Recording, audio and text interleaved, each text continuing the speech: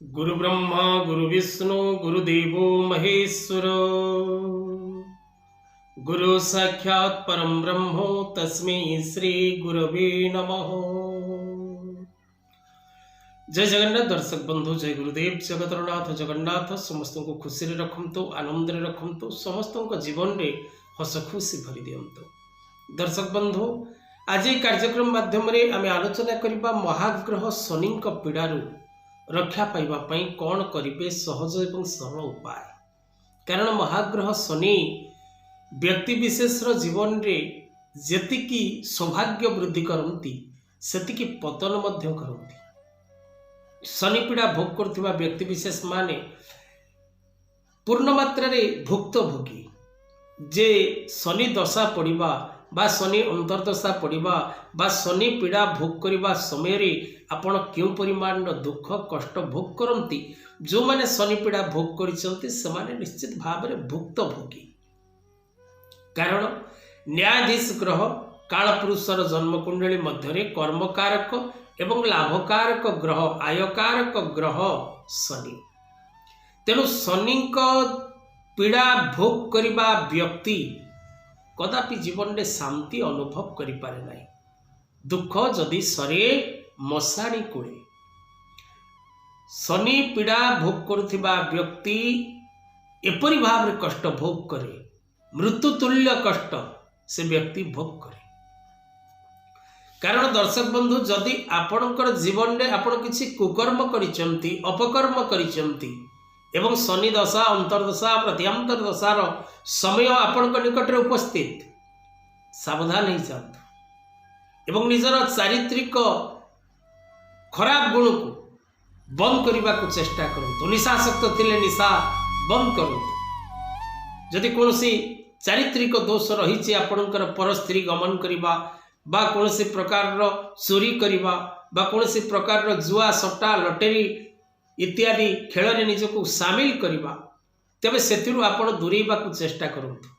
नचेत दर्शक बंधु, आपण ही दुख भोगिबे, आपण ही कष्ट भोगिबे। कारण शनि महाग्रह न्यायर देवता, सदा सर्वदा न्याय करिबा शनिदेवकर कर्तव्य। तेणु आपण सदा सर्वदा शनि ग्रह रो दंडरु मुक्ति पाइबा पई सदा सर्वदा निजको पवित्र मध्य रखिबा को चेष्टा करंतु। ये जो 8 गोटी उपाय शनिवार रे आपण करबा द्वारा आपण को निश्चित भाव रे अनेक परिमाण शुभ फल मिलिबो, एथिरे कोनोसी संदेह नाही। कारण दर्शक बंधु, सेवा कार्पण्य भक्ति बळे किबा असाध्य महितळे संसार मध्य रे किछि असंभव नाही। किंतु आमर प्रयास, आमर चेष्टा, आमर परिश्रम रो आवश्यकता रही। तेणु दर्शक बंधु, विशेषकर शनिवार मुख्य देवता होउछंती महाग्रह शनिदेव। तेणु एही बार रे आपण जदि एही 8 गोटी उपाय करंती, तेबे आपणक भाग्य रे परिवर्तन आसीबो एवं अनेक सौभाग्य प्राप्ति मध्य आपणको हबो।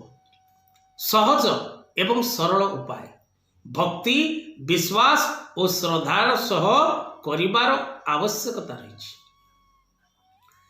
प्रथम उपाय दर्शक बंधु, शनिवार आपण नील वस्त्र धारण करंतु। द्वितीय दर्शक बंधु, हनुमान मंदिर दर्शन करने को कदापि शनिवार दिन भूलंतु नहीं। आपणकर जेते काम थाउ आपण काम बंद करंतु, किंतु महावीर हनुमान कर दर्शन करंतु। संकट से हनुमान छुड़ावे, मन क्रम वचन ध्यान जोलावे। तृतीय दर्शक बंधु, हनुमान को शनिवार दिन पान तांबूल दान करने को कदापि भूलंतु नहीं।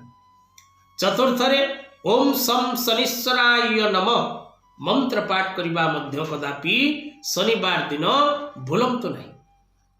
शनिवार दिन खाद्य आपण जहाँ खाउछंती खांतु, किंतु शुद्ध शाकाहारी भोजन करिवार आवश्यकता रही।